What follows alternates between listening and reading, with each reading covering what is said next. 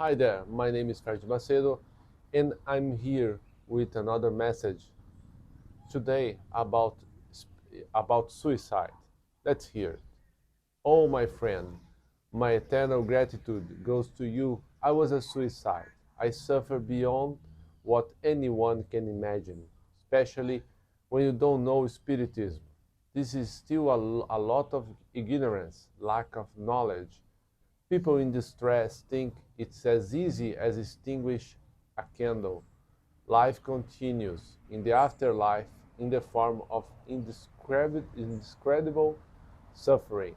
I died by jumping off a high bridge in the United States on a very cold, snowy night.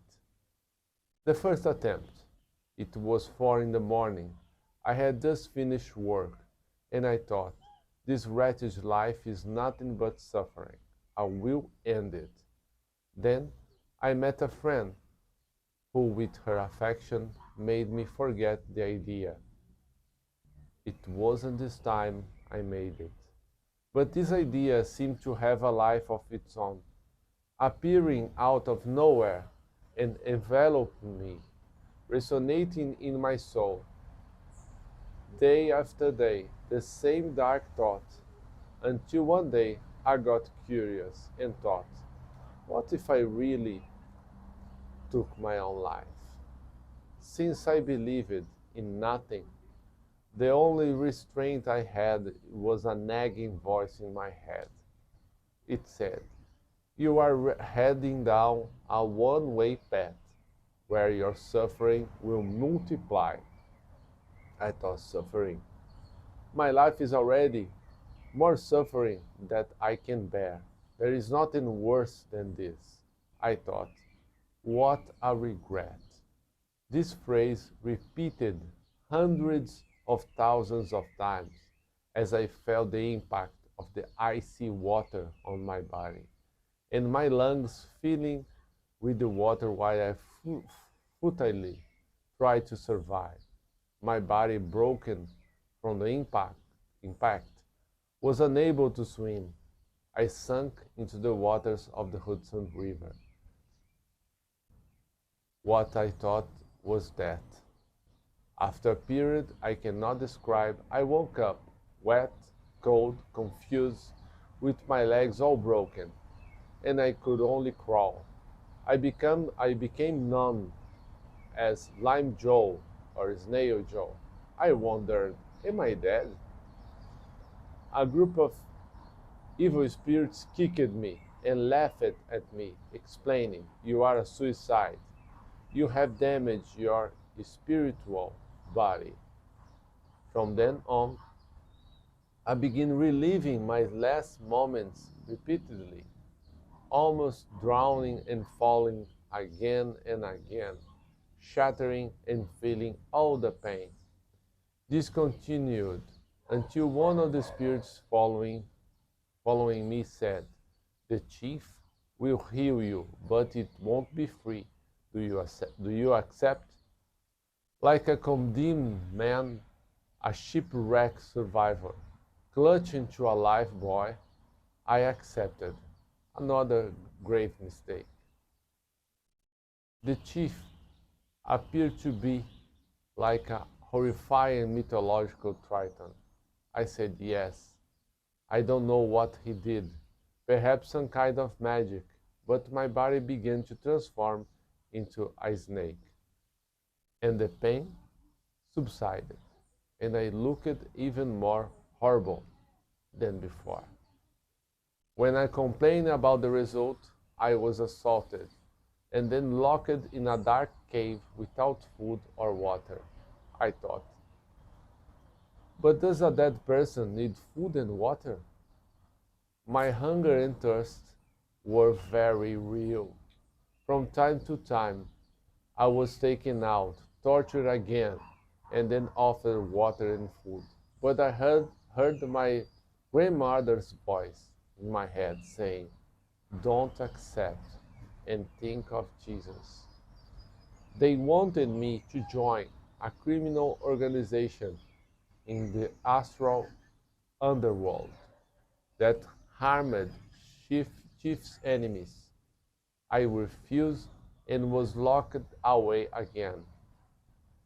Then my grandma's voice became more and more present and explained that to get out of there, since I had no spiritual merits, I hadn't done any good in my life, I would have to work from where I was now.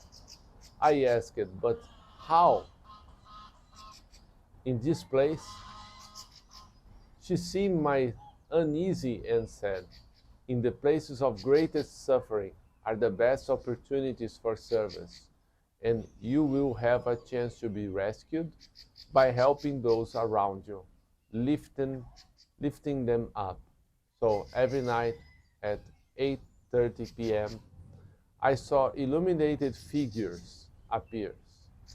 The jailer would fall asleep, and the terrible energy would turn soft into the light to almost diaphanous, whitish cloud that only I could see. For the first time, I saw my grandmother hugging me and give me a book that lit up when I opened it. It was the Gospel of Jesus, the New Testament. Every night, I would read and explain its passages to my fellow prisoners, and with time, others could see the same lights I saw. Water and food were brought by the good spirits, and my captors, despite me being miraculously forgotten in the cell, no longer recognized me. Even the tough jailer started to listen to my words, inspired by the higher spirits. After many days and nights, I looked at my body, and it no longer had the snake-like form induced by the chief. To numb the pain, I looked at my chest, and a little pink light grew in size, illuminating the entire cell. What an emotion!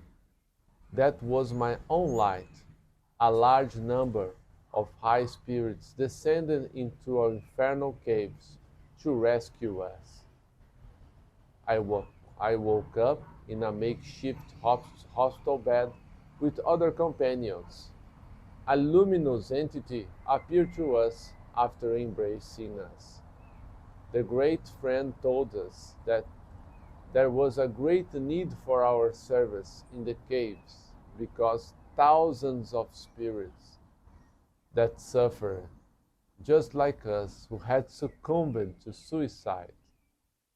He asked, who would like to serve Christ in such a difficult place?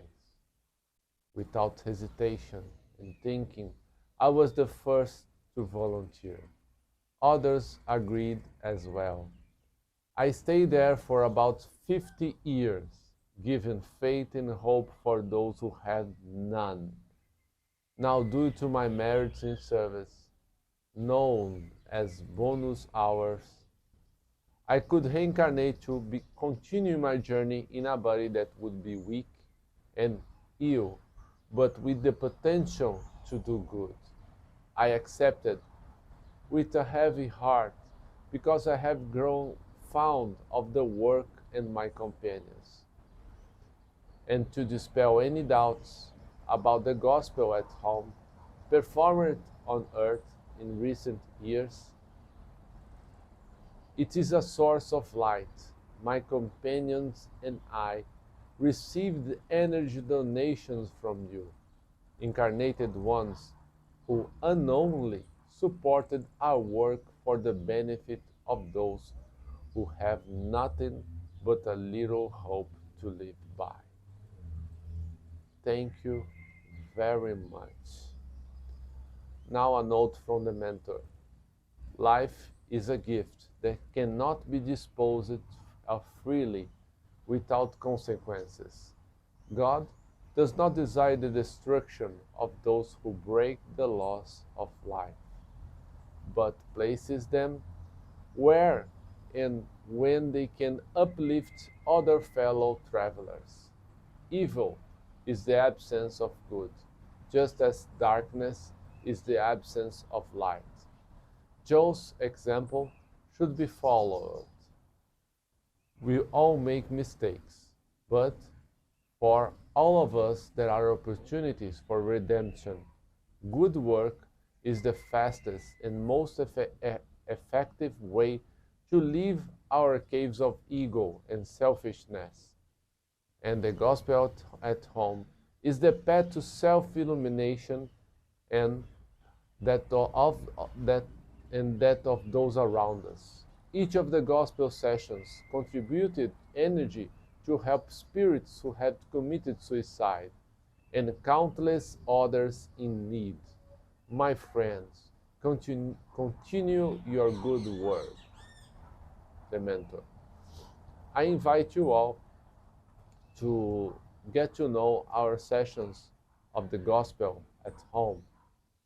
I invite you to know more about the Spiritism that explain why do we suffer and a lot of things else. The link I will leave in the description. Thank you all, God bless, and keep going.